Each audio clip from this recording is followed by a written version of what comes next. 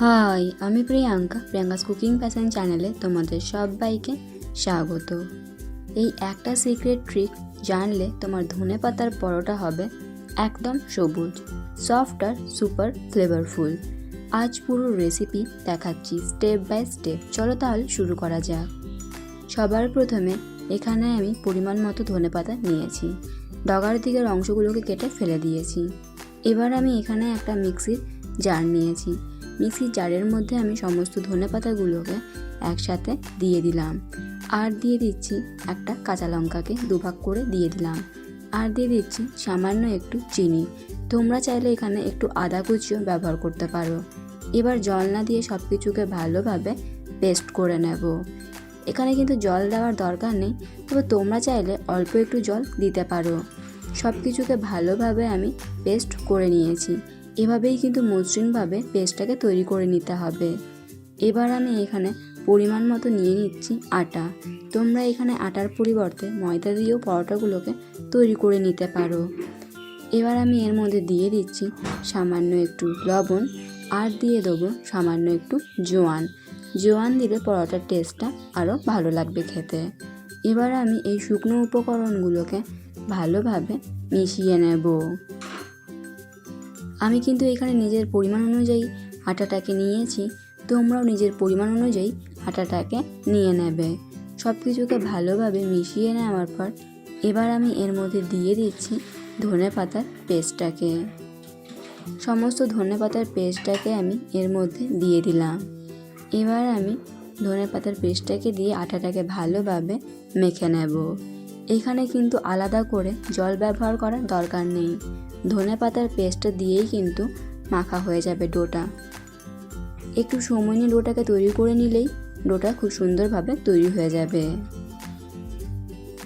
ডোটাকে আমি তৈরি করে নিয়েছি।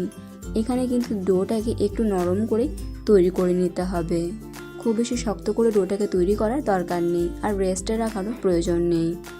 এবার আমি এই ডোটা থেকে লেচি কেটে নেব। আমি এখানে এই ডোটা থেকে মোট 3টে লেচি কেটে নিচ্ছি। একটু মিডিয়াম সাইজ করে লেচিগুলোকে আমি কেটে নিয়েছি। এবার এক একটা লেচি নিয়ে এইভাবে হাতের তালুর মধ্যে রেখে গোল করে চ্যাপ্টা করে নেব।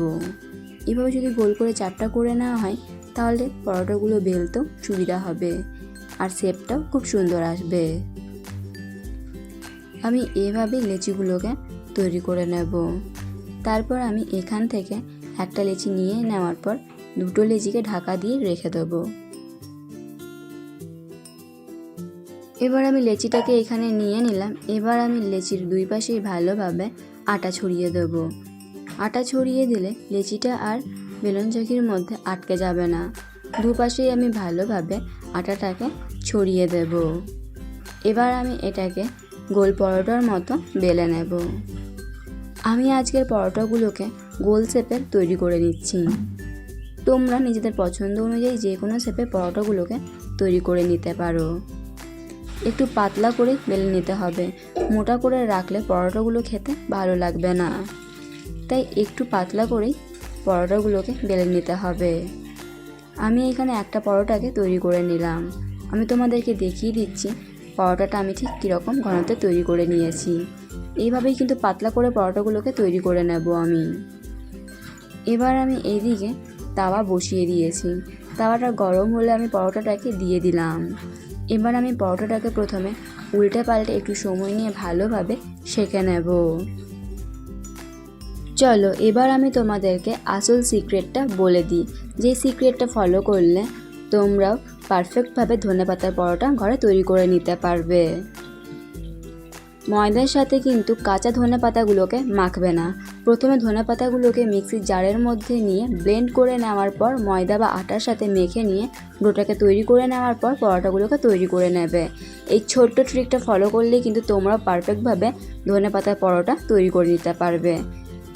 এই পরোটাটাকে উল্টে পাল্টে ভালোভাবে সেঁকে নেওয়ার পর এবার আমি এর মধ্যে খুব সামান্য একটু সাদা তেল দিয়ে দিলাম। সাদা তেলটা দিয়ে দেওয়ার পর দুই পাশে আমি উল্টে পাল্টে ভালোভাবে ভেজে নেব।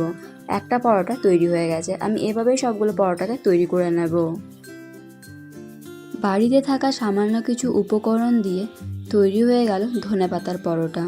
তোমরা দেখেই বুঝতে পারছো এই ধনেপাতার পরোটাগুলো ঠিক কতটা পারফেক্ট আর ফ্লেভারফুল হয়েছে।